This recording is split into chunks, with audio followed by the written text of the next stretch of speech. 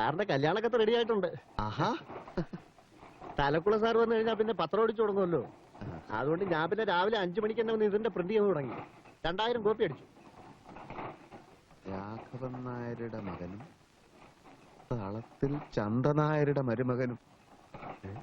എന്റെ അമ്മാവന്റെ പേര് ചന്തു നായർന്നല്ലടോ. ചന്ദനായരോ?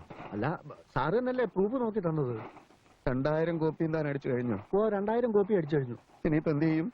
അല്ല, ഒരു കാര്യം ചെയ്യാം സാർ. ഈ ചന്ത എന്നുള്ളത് പേന കൊണ്ട് തിരുത്തി ചന്തു നാക്കി കളയാം. 2000 കോപ്പിയിലും അല്ലേ? പോടോ ഇവിടുന്ന്, പോടോ. നോക്ക് സാറേ, ഓരോന്നും അടിച്ചു വെച്ചിരിക്കുന്നത്.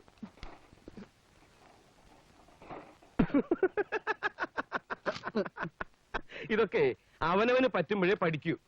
അക്ഷരാഭ്യാസം ഇല്ലാത്തവനൊക്കെ പിടിച്ചിട്ട് കമ്പോസിറ്റർ ആക്കിയതിന്റെ ഫലേ ഞാനും എന്റെ പത്രം അനുഭവിച്ചുകൊണ്ടിരിക്കുക. സാറിന്റെ പത്രം ഈ പ്രസ്സിൽ അടിക്കണമെന്ന് ഞാൻ നിർബന്ധിച്ചിട്ടില്ലല്ലോ. വേറെ ഏതെങ്കിലും പ്രസ് കൊണ്ടുപോയി അടിച്ചോളൂ. ഇന്നലെ 8:30 മണിക്ക് കാശും കൊണ്ടുവരാമെന്ന് പറഞ്ഞ ആളല്ലേ? സാറിന് ഇവിടെ പ്രത്യേകം മേശയും കസേരയും തന്നതും ഇവിടെ പത്രം അടിക്കാൻ സമ്മതിച്ചുമൊക്കെ സാർ അച്ഛന്റെ പഴയ പരിചയക്കാരനാണെന്ന് വിചാരിച്ചിട്ടാ. അത് സാർ മുതലെടുക്കരുത്. സാറെന്താ ഇന്നലെ 8:30 മണിക്ക് വരാതിരുന്നത്? അറിഞ്ഞില്ലേ? ഇല്ല. ആ എഞ്ചിനീയർ ജോണിനെ തല്ലിയടോ AKP കമ്പനിയുടെ മുമ്പിൽ വെച്ച്. എന്ത് പ്രശ്നം? ആ കമ്പി പ്രശ്നം.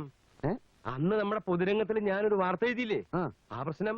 അതിനല്ലേ സാറിന് മുമ്പൊരിക്കൽ തല്ല് കിട്ടിയത്? അത് ചാക്കോ ഡോക്ടറെ പ്രശ്നം, വ്യാജ സർട്ടിഫിക്കറ്റിനെ പറ്റിയിട്ട്. ഓഹോ, എന്നിട്ട് എന്നെ അയാൾ തല്ലിയപ്പോ എനിക്ക് സഹിച്ചില്ല.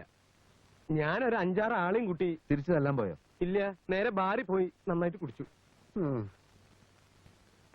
നിങ്ങൾക്ക് ഓരോ ദിവസവും കുടിക്കാൻ കാശുമുണ്ട്, കാരണമുണ്ട്. ഇവിടെ പ്രസ് അന്നന്ന് മുങ്ങിക്കൊണ്ടിരിക്കുകയാണ്. പിന്നെ എന്റെ കല്യാണം നിശ്ചയിച്ചിരിക്കുന്നു. സ്വർണ്ണം എടുക്കണം, പന്തല് കെട്ടണം, കട്ടില് വാങ്ങണം, 100 പ്രശ്നങ്ങളാണ്.